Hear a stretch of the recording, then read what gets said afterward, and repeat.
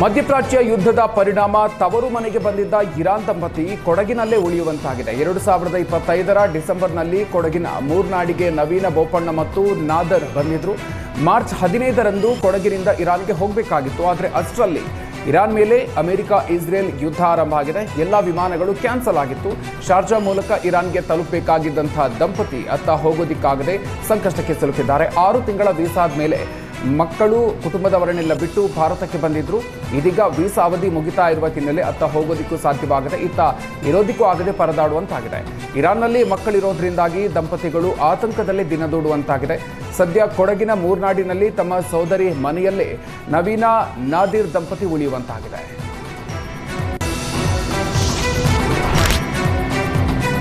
BJP ರಾಜ್ಯ ಕಚೇರಿಗೂ ಕೊಲ್ಲಿ ಯುದ್ಧದ ಎಫೆಕ್ಟ್ ತಟ್ಟಿದ್ದು ಕಮರ್ಷಿಯಲ್ ಸಿಲಿಂಡರ್ ಸಿಗದೆ ಅಡುಗೆ ಸಿಬ್ಬಂದಿ ಪರದಾಟ ನಡೆಸಿದ್ದಾರೆ.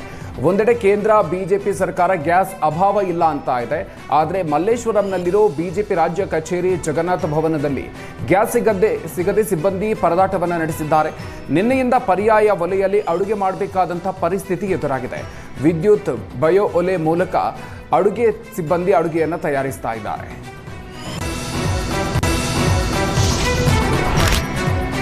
ಪತ್ನಿ ಜೊತೆ ಜೆಡಿಎಸ್ ಮಾಜಿ ಶಾಸಕ ಅಕ್ರಮ ಸಂಬಂಧ ಇಟ್ಕೊಂಡ ಆರೋಪ ಕೇಳಿಬಂದಿದ್ದು ನೊಂದ ಪತಿರಾಯ ಮಾಜಿ ಸಿಎಂ ಕುಮಾರಸ್ವಾಮಿಗೆ ದೂರು ನೀಡಿದ್ದಾರೆ. ಮಂಡ್ಯದಲ್ಲಿ ದಿಶಾ ಸಭೆ ವೇಳೆ ಎಚ್ಡಿಕೆಗೆ ನೊಂದ ಗಂಡ ದೂರನ್ನು ಕೊಟ್ಟು ಅಳಲನ್ನು ತೋಡಿಕೊಂಡಿದ್ದಾರೆ. ತನ್ನ ಪತ್ನಿ ಜೊತೆಗೆ ಮಳವಳ್ಳಿ ಮಾಜಿ ಶಾಸಕ ಅನ್ನದಾನಿ ಅಕ್ರಮ ಸಂಬಂಧ ಹೊಂದಿದ್ದಾರೆ ಅಂತ ಆರೋಪಿಸಿದ್ದಾರೆ.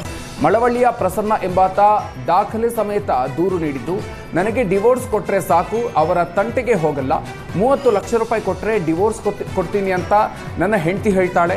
ಮೈಸೂರಿನಲ್ಲಿ 1.5 ಕೋಟಿ ಅಪಾರ್ಟ್ಮೆಂಟ್ ಕೊಡಿಸಿದ್ದಾರೆ.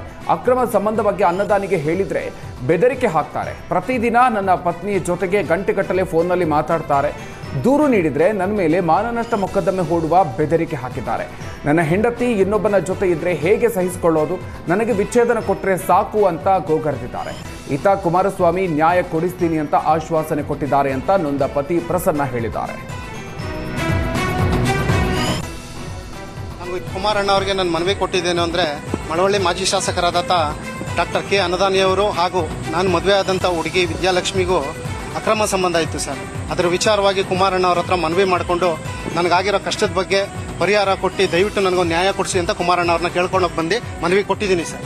10 ವರ್ಷದಿಂದ ಆಕೆ ಜೊತೆ ಅಕ್ರಮ ಸಂಬಂಧ ಇತ್ತು ಸರ್. ನಾನು ಹಲವಾರು ಸತಿ ಬೇಡ್ಕೊಂಡು ಕೇಳ್ಕೊಂಡು ಕೈ ಮುಕ್ಕೊಂಡ್ರು ನನಗೆ ಇದುವರೆಗೂ ನನಗೆ ಡೈವರ್ಸ್ ಕೊಟ್ಟಿಲ್ಲ ಸರ್. ನಾನು ಎಕ್ಸ್ಪೆಕ್ಟ್ ಮಾಡಿದ್ದು ಒಂದು ಡೈವರ್ಸು, ಕಾನೂನು ರೀತಿಯಿಂದ ಡೈವರ್ಸು, ಒಂದು ಮಗು ನೋಡೋದಕ್ಕೆ ನನಗೆ ಪರ್ಮಿಷನ್ ಕಾನೂನು ರೀತಿಯಿಂದ ನಾನು ಕೇಳದೆ ವಿನಃ ಬೇರೆ ಯಾವುದೇ ರೀತಿಯಾದಂತ ಇಲ್ಲ ಸರ್. ಹೇಳಿ ಸರ್, ಇದು ಅಕ್ರಮನ? ಇದು ಮಾಡ್ತಾರೆ ಒಬ್ಬ ಜನಪ್ರತಿನಿಧಿ ಮಾಡ್ತಾರೋ ದೌರ್ಜನ್ಯ ಅಲ್ವಾ ಇದು? ಇದ್ರ ವಿಚಾರವಾಗಿ ನಾವು ಕುಮಾರಣ್ಣವರು ಕೊಡಕ್ ಬಂದ್ವಿ ಸರ್ ಮನವಿನ. ಕುಮಾರಣ್ಣವರು ಕೊಟ್ಟಿದ್ದೀವಿ. ಕುಮಾರಣ್ಣ ನಾನು ಮಾತಾಡ್ತೀನಿ, ಇಲ್ಲೇ ಇರೋ ಅಂತ ಹೇಳಿದ್ದಾರೆ. ವೆಯ್ಟ್ ಮಾಡ್ತಾ ಇದ್ದೀನಿ. ಸಾಕ್ಷಿಗಳಿದೆ ಸರ್, ಕೆಲವು ಸಾಕ್ಷಿಗಳಿದೆ ಸರ್.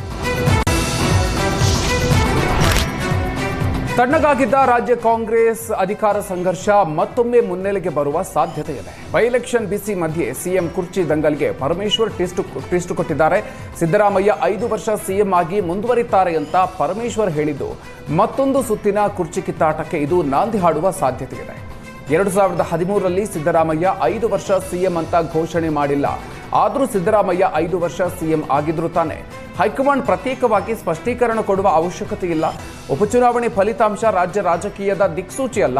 ಫಲಿತಾಂಶದ ಮೇಲೆ ಯಾವ ಬದಲಾವಣೆಯೂ ಆಗೋದಿಲ್ಲ ಅಂತ ಸಿಎಂ ಪರ ಗೃಹ ಸಚಿವ ಬ್ಯಾಟಿಂಗ್ ಮಾಡಿದ್ದು ಭಾರೀ ಚರ್ಚೆಯನ್ನು ಹುಟ್ಟುಹಾಕಿದೆ.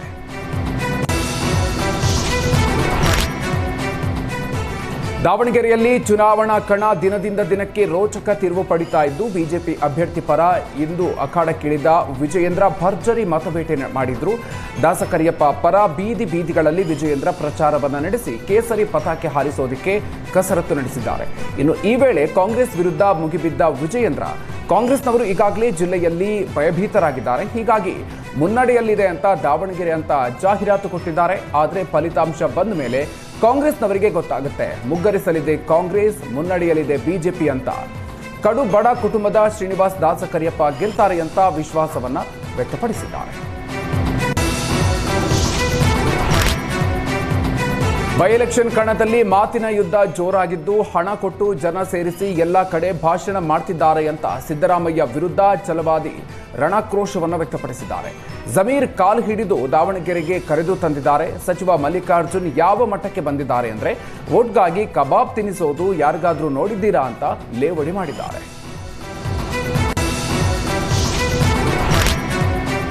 ಬಿಜೆಪಿ ಅಭ್ಯರ್ಥಿ ವೀರಣ್ಣ ಚರಂತಿಮಠ ಪರ ಪ್ರಚಾರಕ್ಕೆ ಬಾಗಲಕೋಟೆಯಲ್ಲಿ ಮಾಜಿ ಸಿಎಂ ಯಡಿಯೂರಪ್ಪ ಅಖಾಡಕ್ಕೆ ಎಂಟ್ರಿ ಕೊಟ್ಟಿದ್ದಾರೆ. ಬಿಜೆಪಿ ಸಂಸ್ಥಾಪನಾ ದಿನಾಚರಣೆ ಹಿನ್ನೆಲೆ ಬಿಎಸ್ವೈ ಧ್ವಜಾರೋಹಣ ನಡೆಸಿದ್ದು, ಈ ವೇಳೆ ಬಿಜೆಪಿ ಕಾರ್ಯಕರ್ತರು ಘೋಷಣೆಗಳನ್ನು ಕೂಗಿ ಸಂಭ್ರಮಿಸಿದರು. ಬಳಿಕ ಪ್ರಚಾರದಲ್ಲಿ ಬಿಎಸ್ವೈ ಭಾಗಿಯಾಗಿದ್ದು, ಈ ವೇಳೆ ಗೆಲುವಿನ ವಿಶ್ವಾಸವನ್ನು ವ್ಯಕ್ತಪಡಿಸಿದರು. ಬಾಗಲಕೋಟೆ, ದಾವಣಗೆರೆ ಎರಡರಲ್ಲೂ ಬಿಜೆಪಿ ಗೆಲ್ಲುತ್ತೆ. ವೀರಣ್ಣ ಚರಂತಿಮಠ 10,000ಕ್ಕೂ ಹೆಚ್ಚಿನ ಅಂತರದಲ್ಲಿ ಗೆಲುವು ಸಾಧಿಸುತ್ತಾರೆ. ನಂಬಿಕೆ ದ್ರೋಹ, ವಿಶ್ವಾಸ ದ್ರೋಹಕ್ಕೆ ಹೆಸರೇ ಸಿದ್ದರಾಮಯ್ಯ ಪ್ರಯತ್ನಕ್ಕೆ ಯಾವುದೇ ಯಶಸ್ಸು ಸಿಗೋದಿಲ್ಲ. ಅವರಿಗೆ ಸೋಲು ನಿಶ್ಚಿತ ಅಂತ ಮಾಜಿ ಸಿಎಂ ಯಡಿಯೂರಪ್ಪ ವಿಶ್ವಾಸವನ್ನು ವ್ಯಕ್ತಪಡಿಸಿದರು. ದಾವಣಗೆರೆ ಬೈ ಎಲೆಕ್ಷನ್ ಅಖಾಡದಲ್ಲಿ ಬಿಜೆಪಿ ದಿಗ್ಗಜರ ಮತಬೇಟೆ ಜೋರಾಗಿದ್ದು, ದಾಸಕರಿಯಪ್ಪ ಪರ ಪ್ರಚಾರಕ್ಕಿಳಿದ ವಿಜಯೇಂದ್ರ ಮತಯಾಚನೆಯನ್ನ ನಡೆಸಿದ್ದಾರೆ. ಈ ವೇಳೆ ಮಾತನಾಡಿದ ಬಿಜೆಪಿ ಅಭ್ಯರ್ಥಿ ದಾಸಕರಿಯಪ್ಪ, ನಾನು ಖಂಡಿತವಾಗಿಯೂ ಗೆದ್ದೇ ಗೆಲ್ತೀನಿ ಅಂತ ವಿಶ್ವಾಸದ ಮಾತುಗಳನ್ನು ಆಡಿದರು. ಆರೋಗ್ಯ ಕ್ಷೇತ್ರ ಸೇರಿದಂತೆ ಎಲ್ಲಾ ಕಡೆ ಕಾಂಗ್ರೆಸ್ ವೈಫಲ್ಯ ಆಗಿದೆ. ಈ ಬಾರಿ ಗೆಲ್ತೀನಿ ಅಂತ ಬಿಜೆಪಿ ಅಭ್ಯರ್ಥಿ ಆಶಾದಾಯಕ ಮಾತುಗಳನ್ನಾಡಿದ್ದಾರೆ. ಮಾಗಡಿ ರಸ್ತೆಯ ಟೋಲ್ ಗೇಟ್ ಬಳಿಯ ಭಾರತ್ ಪೆಟ್ರೋಲಿಯಂ ಬಂಕ್ನಲ್ಲಿ ಗ್ಯಾಸ್ಗಾಗಿ ಆಟೋ ಚಾಲಕರು ಸಾಲುಗಟ್ಟಿ ನಿಂತಿದ್ದು, ಪೊಲೀಸ್ ಭದ್ರತೆಯೊಂದಿಗೆ ಗ್ಯಾಸ್ ಫಿಲ್ಲಿಂಗ್ ಮಾಡಲಾಯಿತು. ಪ್ರತಿ ಆಟೋಗೂ ₹500 ಗ್ಯಾಸ್ ಫಿಕ್ಸ್ ಮಾಡಲಾಗಿದೆ. ಸದ್ಯ ಟೋಲ್ ಗೇಟ್ನಿಂದ ಹೊಸಹಳ್ಳಿ ಮೆಟ್ರೋವರೆಗೆ ಸಾಲಿದ್ದು, ಸುಮಾರು 2 ಕಿಲೋಮೀಟರ್ ಉದ್ದ ಆಟೋಗಳು ನಿಂತಿವೆ.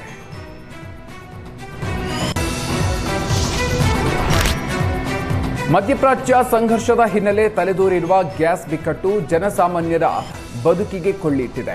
ಎಲ್ಪಿಜಿ ಸ್ಟಾಕ್ ಇಲ್ಲದೆ ಆಟೋ ಗ್ಯಾಸ್ ಸ್ಟೇಷನ್ಗಳು ಬಂದ್ ಆಗಿದ್ದು, ವಿಜಯಪುರದಲ್ಲಿ ಆಟೋ ಚಾಲಕರು ಪರದಾಟ ನಡೆಸಿದ್ದಾರೆ.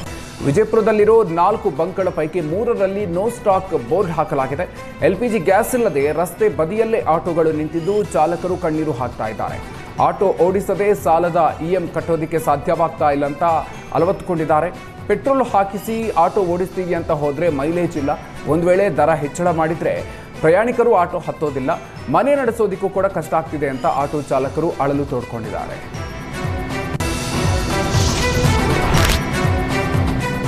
ವಾಣಿಜ್ಯ ಗ್ಯಾಸ್ ಇಲ್ಲದೆ ಹೋಟೆಲ್ ಮಾಲೀಕರು ಒಲೆಯತ್ತ ಮುಖ ಮಾಡಿದ್ದಾರೆ. ರಾಯಚೂರಿನಲ್ಲಿ ಕಮರ್ಷಿಯಲ್ ಗ್ಯಾಸ್ ಅಭಾವದ ಮಧ್ಯೆಯೂ ರೊಟ್ಟಿ ಕೇಂದ್ರದಲ್ಲಿ ಒಲೆಯಲ್ಲಿ ವಿವಿಧ ತಿನಿಸುಗಳನ್ನು ತಯಾರಿಸಲಾಗ್ತಾ ಇದೆ. ರಾಯಚೂರಿನ ಸಾಮ್ರಾಟ್ ಹೋಟೆಲ್ ಮತ್ತು ರೊಟ್ಟಿ ಕೇಂದ್ರದಲ್ಲಿ ಆಂಧ್ರದ ರಾಜಮಂಡರಿ ರೀತಿಯ ಸೌದೆ ಒಲೆ ಮಾಡಿ ಅಡುಗೆಯನ್ನು ತಯಾರಿಸ್ತಾ ಇದ್ದಾರೆ. ಕೆಲಸಗಾರರಿಗೂ ಈ ಒಲೆಯಿಂದ ಹೆಚ್ಚಿನ ಬಿಸಿ ತಾಗೋದಿಲ್ಲ. ಗ್ಯಾಸ್ ಇಲ್ಲದೆ ದಿನಕ್ಕೆ 10 ರಿಂದ 15 ಬಗೆಯ ಪಲ್ಯ ಮತ್ತು ಕಾಳು ಪಲ್ಯ ತಯಾರಿಸಿ ಗ್ರಾಹಕರಿಗೆ ಸೇವೆ ನೀಡುತ್ತಿದ್ದಾರೆ.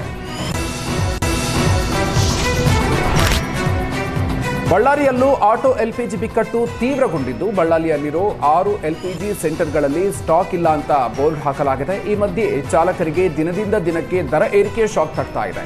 ಈ ಬಗ್ಗೆ ಚಾಲಕರು ಪ್ರತಿಕ್ರಿಯಿಸಿದ್ದು, ನಿನ್ನೆವರೆಗೂ ₹93 ಲೀಟರ್ ಇದ್ದಂತಹ ಎಲ್ಪಿಜಿ ಇವತ್ತು ₹105 ಆಗಿದೆ. ಅಲ್ಲದೆ ದರ ಏರಿಕೆ ಮಧ್ಯೆ ಎಲ್ಪಿಜಿಗಾಗಿ ಗಂಟೆಗಟ್ಟಲೆ ಕ್ಯೂ ನಿಲ್ಲೋ ಅನಿವಾರ್ಯತೆ ಎದುರಾಗಿದೆ. ಹೀಗಾದ್ರೆ ಜೀವನ ಮಾಡೋದಾದ್ರೂ ಹೇಗೆ ಅಂತ ಆಟೋ ಚಾಲಕರು ಪ್ರಶ್ನಿಸಿದ್ದಾರೆ.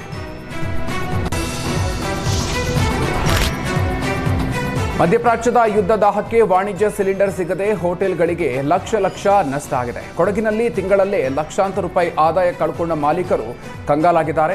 ಸರ್ಕಾರಿ ಸ್ವಾಮ್ಯದ ಕಂಪನಿಗಳ ಸಿಲಿಂಡರ್ ಸಿಗದೆ ಮಾಲೀಕರು ಖಾಸಗಿ ಕಂಪನಿಗಳ ಸಿಲಿಂಡರ್ ಖರೀದಿಸ್ತಾ ಇದ್ದಾರೆ. ಇದನ್ನೇ ಬಂಡವಾಳ ಮಾಡಿಕೊಂಡ ಕೆಲವು ಖಾಸಗಿ ಕಂಪನಿಗಳ ಸಿಲಿಂಡರ್ ಬೆಲೆ ದುಪ್ಪಟ್ಟು ಮಾಡಿಕೊಂಡಿವೆ. ಸರ್ಕಾರಿ ಕಂಪನಿಗಳ ವಾಣಿಜ್ಯ ಬಳಕೆ ಸಿಲಿಂಡರ್ ದರ ₹2,250 ಆಗಿದ್ದು, ಖಾಸಗಿ ಕಂಪನಿಗಳ ಸಿಲಿಂಡರ್ ಬೆಲೆ ₹6,100 ರಿಂದ ₹6,200 ಆಗಿದೆ. ಇದೀಗ ಸೌದೆ ಒಲೆಯಿಂದಲೇ ಅಡುಗೆ ತಯಾರಿಸಿ ಹೋಟೆಲ್ ನಡೆಸ್ತಾ ಇರುವ ಮಾಲೀಕರು ಮೆನುವಿನಲ್ಲಿ ಕೆಲವು ತಿಂಡಿಗಳಿಗೆ ಕತ್ತರಿ ಹಾಕ್ತಿದ್ದಾರೆ.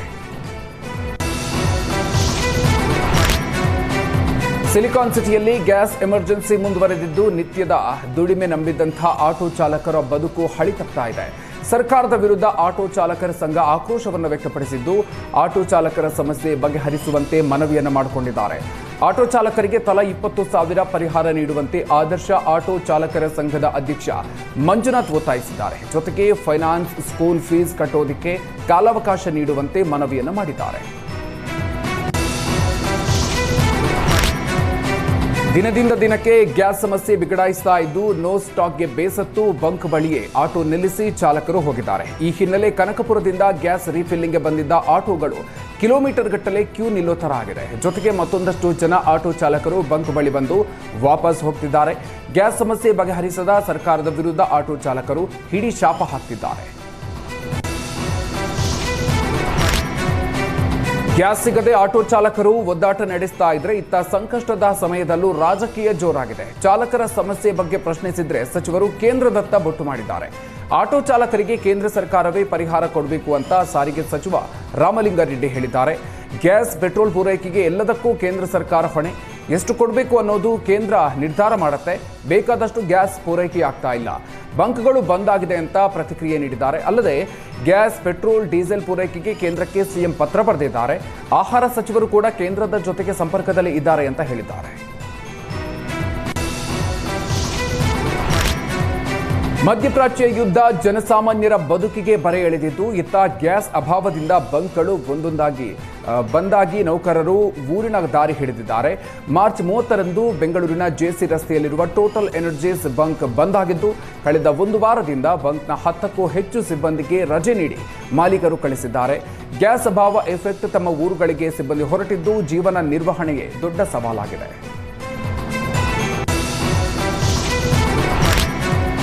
ಮಧ್ಯಪ್ರಾಚ್ಯ ಯುದ್ಧದಿಂದ ವಾಣಿಜ್ಯ ಗ್ಯಾಸ್ ಸಿಲಿಂಡರ್ ಸಿಗದೆ ಹಳೆ ಕಾಲದ ಒಲೆಗೆ ಹೋಟೆಲ್ ಮಾಲೀಕರು ಮೊರೆ ಹೋಗಿದ್ದಾರೆ. ಕೊಪ್ಪಳದ ಆರೂಢ್ ಹೋಟೆಲ್ನಲ್ಲಿ ಕುಲುಮೆ ಮಾದರಿ ಒಲೆಯಲ್ಲಿ ಅಡುಗೆ ತಯಾರಿಸಿ ಗ್ರಾಹಕರಿಗೆ ಸೇವೆ ನೀಡಲಾಗ್ತಾ ಇದೆ. ಸಿಲಿಂಡರ್ ಅಭಾವದ ಮಧ್ಯೆ ವಿದೇಶಿ ಗ್ಯಾಸ್ ಬೇಡ, ಸ್ವದೇಶಿ ಒಲೆ ಬಳಸೋಣ ಅಂತ ಮಾಲೀಕರು ಕರೆ ಕೊಟ್ಟಿದ್ದಾರೆ.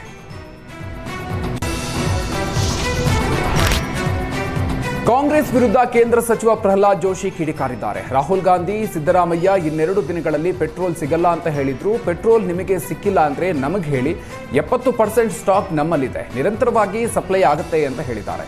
LPG ಪ್ರಾಬ್ಲಮ್ ಇದೆ, ಆದರೆ ಗೃಹ ಬಳಕೆಗೆ ಯಾವುದೇ ಸಮಸ್ಯೆ ಇಲ್ಲ ಅಂತ ಭರವಸೆ ಕೊಟ್ಟಿದ್ದಾರೆ.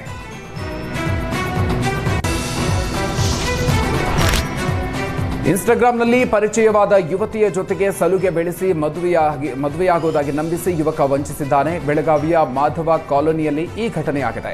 ಸದ್ಯ ವಂಚನೆಗೊಳಗಾದ ಯುವತಿ ಪ್ರೇಮಿ ಈಶ್ವರ್ ಸಿಂಗ್ ಪ್ರೇಮ್ ಸಿಂಗ್ ವಿರುದ್ಧ ಠಾಣೆ ಮೆಟ್ಟಿಲೇರಿದ್ದಾಳೆ. ಈಶ್ವರ್ ಸಿಂಗ್ ಎಂಬಾತನಿಗೆ ಇನ್ಸ್ಟಾಗ್ರಾಂ ಮೂಲಕ ಯುವತಿಯ ಪರಿಚಯ ಆಗಿತ್ತು. ಮದುವೆ ಮಾಡಿಕೊಳ್ಳೋದಾಗಿ ನಂಬಿಸಿ ಪ್ರೇಯಸೆ ಮೇಲೆ ಈಶ್ವರ್ ಸಿಂಗ್ ನಿರಂತರವಾಗಿ ಅತ್ಯಾಚಾರ ಮಾಡಿರುವ ಆರೋಪ ಕೇಳಿಬಂದಿದೆ. ಯುವತಿಯ ಖಾಸಗಿ ಫೋಟೋ ಮತ್ತು ವಿಡಿಯೋ ಇಟ್ಕೊಂಡು ಬ್ಲ್ಯಾಕ್ ಮೇಲ್ ಮಾಡ್ತಿದ್ದಂತೆ. ಅಲ್ಲದೆ ಸಂತ್ರಸ್ತೆಯಿಂದ 1500 ಗ್ರಾಂ ಚಿನ್ನಾಭರಣ, 19 ಲಕ್ಷ ರೂಪಾಯಿ ಪಡ್ಕೊಂಡಿದ್ದಾನಂತೆ. ಜೊತೆಗೆ ತಾಯಿಯ ಚಿನ್ನ, ತಂದೆಯ FD ಹಣವನ್ನ ಕೂಡ ನೀಡಿದ್ದು, ಆನ್ಲೈನ್ ಮೂಲಕವೂ ಈಶ್ವರ್ ಸಿಂಗ್ ಖಾತೆಗೆ ಹಣ ವರ್ಗಾವಣೆ ಮಾಡಿದ್ದಾರೆ. ಶಹಾಪುರ ಠಾಣೆಯಲ್ಲಿ ಪ್ರಕರಣ ದಾಖಲಾಗಿದ್ದು, ಈಶ್ವರ್ ಸಿಂಗ್ ಬಡಗೋಜರ್ನನ್ನ ಪೊಲೀಸರು ಬಂಧಿಸಿದ್ದಾರೆ. ಜೀವಂತ ಆಗಿರುವ ಮಹಿಳೆಯನ್ನ ಆಧಾರ್ ಕಾರ್ಡ್ನಲ್ಲಿ ಮೃತಪಟ್ಟಿದ್ದಾರೆ ಅಂತ ನಮೂದಿಸಲಾಗಿತ್ತು. ಅಧಿಕಾರಿಗಳ ಎಡವಟ್ಟಿಗೆ ಬಳ್ಳಾರಿಯ ಹೊಸಪೇಟೆಯ ಧರ್ಮಸಾಗರ ಗ್ರಾಮದ ಮಹಿಳೆ ಹಂಪಮ್ಮ ಗೋಳಾಟ ನಡೆಸಿದ್ದಾರೆ. ಸತ್ತವರನ್ನ ಬಿಟ್ಟು ಅದೇ ಹೆಸರಿನ ಮತ್ತೊಬ್ಬ ಮಹಿಳೆಯನ್ನ ಮೃತರು ಅಂತ ನಮೂದಿಸಲಾಗಿದೆ. ಇದರಿಂದ ಗೃಹಲಕ್ಷ್ಮಿ ಹಾಗೂ ಕೇಂದ್ರದ ಕಿಸಾನ್ ಯೋಜನೆ ಹಣ ಬಾರದೆ ಹಂಪಮ್ಮ ಪರದಾಡಿದ್ದಾರೆ. ಈಗಿನ ಡಿಜಿಟಲ್ ಯುಗದಲ್ಲಿ ಆಧಾರ್ ಕಾರ್ಡ್ ಎಲ್ಲದಕ್ಕೂ ಕಡ್ಡಾಯ ಆಗಿದ್ದು, ಸರ್ಕಾರ ಸವಲತ್ತಿನಿಂದ ಮಹಿಳೆ ವಂಚನೆಗೊಂಡು ಸಂಕಷ್ಟಕ್ಕೆ ಸಿಲುಕಿದ್ದಾರೆ. ಸದ್ಯ ಆಧಾರ್ ಸರಿಮಾಡಿಸಿ ಅಂತ ತಾಲೂಕು ಕಚೇರಿಗೆ ಮಹಿಳೆ ಅಲೆದಾಡ್ತಾ ಇದ್ದು, ಇತ್ತ ಘಟನೆ ಬೆಳಕಿಗೆ ಬರ್ತಾ ಇದ್ದ ಹಾಗೆ ಲೋಕಾಯುಕ್ತದಲ್ಲಿ ಸ್ವಯಂ ಪ್ರೇರಿತ ದೂರು ದಾಖಲಿಸಲಾಗಿದೆ. ಹೊಸಪೇಟೆ ತಹಶೀಲ್ದಾರ್, ತಾಲೂಕು ಪಂಚಾಯತ್ ಇಒ, ಗ್ರಾಮ ಪಂಚಾಯತ್ ಸಿಬ್ಬಂದಿ ವಿರುದ್ಧ ಕ್ರಮಕ್ಕೆ ಲೋಕಾಯುಕ್ತ ಮುಂದಾಗಿದೆ. ಆಧಾರ್ ಕಾರ್ಡ್ ಡೆತ್ ಅಂತ ಬರ್ತೈತ್ರಿ ಎಲ್ಲಿಗೆ ಹೋದ್ರೆ ನಮಗೆ, ಅದರಿಂದ ನಮಗೇನು ಸೌಲಭ್ಯ ಇಲ್ರಿ.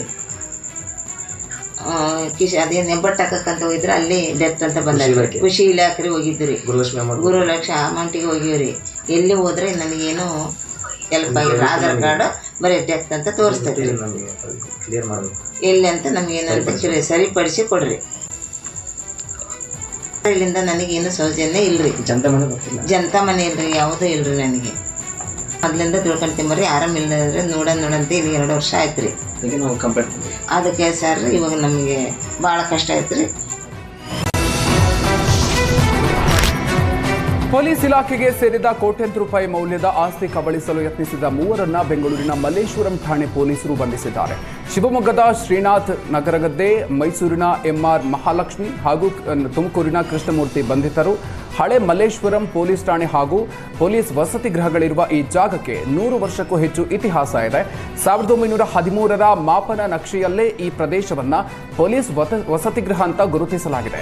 ಪ್ರಸ್ತುತ 4 ಇನ್ಸ್ಪೆಕ್ಟರ್ಗಳ ಕುಟುಂಬಗಳು ವಾಸಿಸುತ್ತೆ. ಆದರೆ ಇತ್ತೀಚೆಗೆ ಲೋಕಾಯುಕ್ತ ಇನ್ಸ್ಪೆಕ್ಟರ್ ಕುಮಾರ್ ಮನೆಗೆ ಬಂದ ವಿದ್ಯುತ್ ಬಿಲ್ಲಿನಲ್ಲಿ ಮಹಾಲಕ್ಷ್ಮಿ ಎಂಬ ಖಾಸಗಿ ವ್ಯಕ್ತಿಯ ಹೆಸರು ನಮೂದಾಗಿದ್ದರಿಂದ ಪ್ರಕರಣ ಬೆಳಕಿಗೆ ಬಂದಿದೆ. ಇದರಿಂದ ಅನುಮಾನಗೊಂಡ ಕುಮಾರ್ ಸಂಬಂಧಪಟ್ಟ ಕಚೇರಿಗೆ ಭೇಟಿ ನೀಡಿ ವಿಚಾರಿಸಿದಾಗ ಅಕ್ರಮವಾಗಿ ಆಸ್ತಿ ದಾಖಲೆಗಳನ್ನು ಮಹಾಲಕ್ಷ್ಮಿ ಹೆಸರಿಗೆ ವರ್ಗಾವಣೆ ಮಾಡಿರೋದು ಬಹಿರಂಗ ಆಗಿದೆ. ಸದ್ಯ ಬೆಸ್ಕಾಂ, ಬಿಬಿಎಂಪಿ ಹಾಗೂ ಖಾಸಗಿ ವ್ಯಕ್ತಿಗಳ ವಿರುದ್ಧ ಎಫ್ಐಆರ್ ದಾಖಲಾಗಿದೆ. ತನಿಖೆ ಮುಂದುವರೆದಿದ್ದು 3 ಬಲೆಗೆ ಬಿದ್ದಿದ್ದು ಉಳಿದ ಆರೋಪಿಗಳಿಗೆ ಪೊಲೀಸರು ಶೋಧ ನಡೆಸಿದ್ದಾರೆ.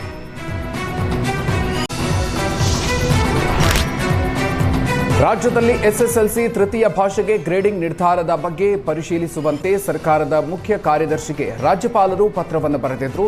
ರಾಜ್ಯಪಾಲ ಥಾವರ್ಚಂದ್ ಗೆಹ್ಲೋಟ್ ಪತ್ರ ಬರೆದಿರುವುದನ್ನು ಖಂಡಿಸಿ ಕರವೇ ರಾಜ್ಯಾಧ್ಯಕ್ಷ ನಾರಾಯಣಗೌಡ ನೇತೃತ್ವದಲ್ಲಿ ಇಂದು ಫ್ರೀಡಂ ಪಾರ್ಕ್ನಲ್ಲಿ ಪ್ರತಿಭಟನೆ ನಡೆಸಲಾಗಿದೆ. ರಾಜ್ಯಪಾಲರ ವಿರುದ್ಧ ನಾರಾಯಣಗೌಡ ಕಿಡಿಕಾರಿದ್ದಾರೆ. ಹಿಂದಿ ಸಾಮ್ರಾಜ್ಯಶಾಹಿಗಳ ಏಜೆಂಟ್ ಆಗಿ ವರ್ತಿಸಬಾರದು. ಇಂಥ ರಾಜ್ಯಪಾಲರು ಕರ್ನಾಟಕದಲ್ಲಿ ರಾಜ್ಯಪಾಲರಾಗಿ ಇರೋದಕ್ಕೆ ಯೋಗ್ಯರಲ್ಲ. ಕರ್ನಾಟಕದಲ್ಲಿ ರಕ್ತ ಕ್ರಾಂತಿಯಾಗತ್ತೆ, ಅದಕ್ಕೆ ಅವಕಾಶ ಮಾಡಿಕೊಡಬೇಡಿ. ಹಿಂದಿಯನ್ನ ಕರ್ನಾಟಕದಿಂದ ಬೇರು ಸಮೇತ ಕಿತ್ತು ಹಾಕ್ತೀವಿ. ನಾವು ಹಿಂದಿ ತ್ರಿಭಾಷಾ ಸೂತ್ರ ಆಗಿ ಒಪ್ಕೊಳ್ಳೋದಕ್ಕೆ ತಯಾರಿಲ್ಲ ಅಂತ ರಾಜ್ಯಪಾಲರ ವಿರುದ್ಧ ಕರವೇ ರಾಜ್ಯಾಧ್ಯಕ್ಷ ನಾರಾಯಣಗೌಡ ವಾಗ್ದಾಳಿ ನಡೆಸಿದ್ದಾರೆ. ಭಾರತ ಅನ್ನೋದು ಭಾಷಾ ಪ್ರಭುತ್ವವೇ ಹೊರತು ಹಿಂದಿ ಭಾರತ ಅಲ್ಲ. ಇದನ್ನ ನಮ್ಮ ರಾಷ್ಟ್ರೀಯ ನಾಯಕಗಳು ಅರ್ಥ ಮಾಡ್ಕೋಬೇಕು. ನಮ್ಮ ರಾಜ್ಯಪಾಲರು ಸಹ ಅರ್ಥ ಮಾಡ್ಕೋಬೇಕು. ಮಾನ್ಯ ರಾಜ್ಯಪಾಲರು ಕರ್ನಾಟಕದ ರಾಜ್ಯಪಾಲರೇ. ನೀವು ಕರ್ನಾಟಕದಲ್ಲಿದ್ದೀರಿ, ಕರ್ನಾಟಕದ ರಾಜ್ಯಪಾಲರು. ನೀವು ಕರ್ನಾಟಕದ ಮಕ್ಕಳ ಭವಿಷ್ಯ ಮತ್ತು ಕರ್ನಾಟಕದ ಭಾಷಾ ಸಂಸ್ಕೃತಿಯನ್ನ ರಕ್ಷಣೆ ಮಾಡುವಂತ ಹೊಣೆ ನಮ್ಮ ರಾಜ್ಯಪಾಲರ ಆಗಬೇಕಾಗಿತ್ತು. ಅದು ಬಿಟ್ಟು